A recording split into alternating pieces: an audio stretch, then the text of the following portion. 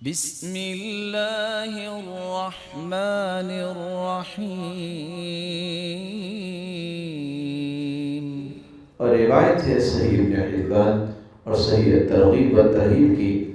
رسول اللہ صلی اللہ علیہ وسلم نے خوشخبری سنائی،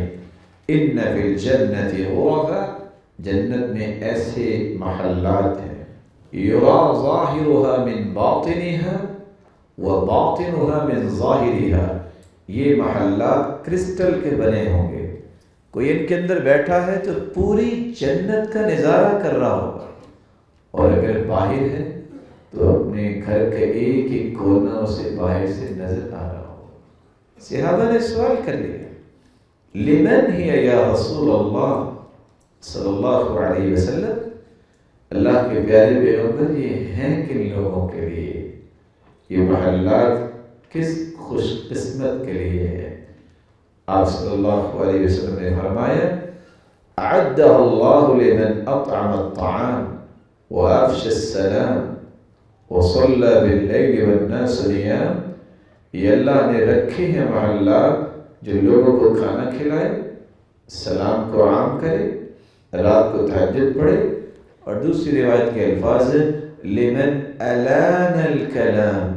جو اپنی بات میں نرمی پیدا کر لے، اس کی گفتگو میں نرمی آ جائے،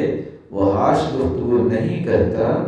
اپنی گفتگو کے اندر ملائمت پیدا کرتا ہے، اللہ ذوالجلال یہ محلات اس کو بھی عطا کرتے ہیں۔ اس لیے سیدنا علی رضی اللہ تعالی عنہ کہا کرتے تھے، من لانت کلمتہ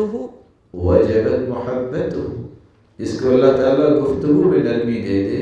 اللہ ذوالجلال اس کی محبت لوگوں کے دلوں میں ڈال دیتے ہیں، واجب بن دیتے ہیں۔ رسول اکرم صلی اللہ علیہ وآلہ وسلم نے مسلمانوں کے لیے بہت بڑی خوشخبری سنائی، اور وہ خوشخبری کیا ہے؟ جنت کے بالا خانے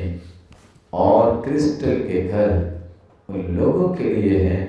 جو کھانا کھلاتے ہیں، سلام کو عام کرتے ہیں، گفتگو ان کی نرم ہوتی ہے، اور رات کو تہجد پڑھتے ہیں۔